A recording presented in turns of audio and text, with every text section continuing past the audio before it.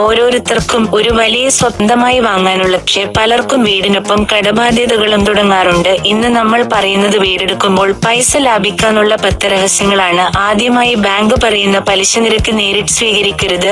RBIയുടെ വെബ്സൈറ്റിൽ പോയാൽ എല്ലാ ബാങ്കുകളുടെയും പലിശ നിരക്കുകൾ കാണാം. അതിൽ ഏറ്റവും കുറഞ്ഞത് തിരഞ്ഞെടുക്കുക. ഇതിലൂടെ ആയിരങ്ങൾ ലാഭിക്കാം.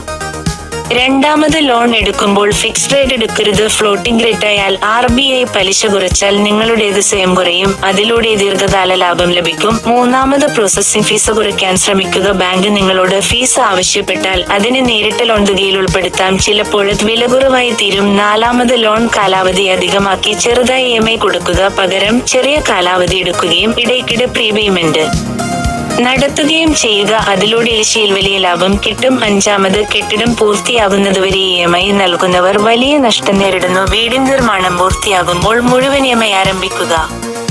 ആറാമത്, ഹോം ഇൻഷുറൻസ് എടുക്കുമ്പോൾ ബാങ്ക് പറയുന്നതല്ല, സ്വതന്ത്രമായി താരതമ്യം ചെയ്തു കുറഞ്ഞ പ്രീമിയം ഉള്ളത് തിരഞ്ഞെടുക്കുക. പലർക്കും ഇതിലൂടെ 25,000 രൂപ വരെ ലാഭം ലഭിക്കുന്നു. ഏഴാമത്, സഹപേക്ഷകനെ ചേർക്കുക. ഭാര്യയെയോ അമ്മയെയോ ചേർത്താൽ ഇൻകം ടാക്സിലധികമായ ലാഭം ലഭിക്കും. ഇത് പലർക്കും അറിയാത്ത രഹസ്യമാണ്. എട്ടാമത്, ടാക്സ് ബെനിഫിറ്റ് മറക്കരുത്. സെക്ഷൻ 80ഉം CBയും വഴി 3 ലക്ഷത്തോളം ടാക്സ് ലാഭം നേടാം. അത് നിക്ഷേപമായി തിരിച്ചുപയോഗിക്കാം. ഒൻപതാമത്, കെട്ടിടം പൂർത്തിയാകാത്ത പ്രോജക്റ്റിൽ ലോൺ എടുക്കുമ്പോൾ വൈകിയാൽ നഷ്ടം നിങ്ങൾക്കാണ്. അതിനാൽ പൂർത്തിയായ അല്ലെങ്കിൽ നിയറിംഗ് കംപ്ലീഷൻ പ്രോജക്റ്റുകൾ തിരഞ്ഞെടുക്കുക. പത്താമത്, സ്റ്റെപ്പ് അപ്പ് EMI പദ്ധതി എല്ലാവർക്കും അനുയോജ്യമല്ല. നിങ്ങളുടെ വരുമാനം ഭാവിയിൽ ഉറപ്പായി കൂടുമെന്ന് തോന്നിയാൽ മാത്രമേ അത് എടുക്കാവൂ. സുഹൃത്തുക്കളെ, ഒരു വീട് സ്വന്തമാക്കുന്നത് ഒരു സ്വപ്നം മാത്രമല്ല, അതൊരു ഉത്തരവാദിത്തം കൂടിയാണ്. ചെറിയ ശ്രദ്ധ പാലിച്ചാൽ ലക്ഷങ്ങൾ ലാഭിക്കാം. സ്വപ്ന വീട് സ്വപ്നമാക്കി നിർത്തരുത്, അത് ബുദ്ധിപരമായി സ്വന്തമാക്കൂ. ഇങ്ങനെ പൈസ ലാഭിക്കാനുള്ള കൂടുതൽ ടിപ്സിനായി ഫിനാൻസ് വിസ്ഡം ഹബ് സബ്സ്ക്രൈബ് ചെയ്യൂ. നന്ദി.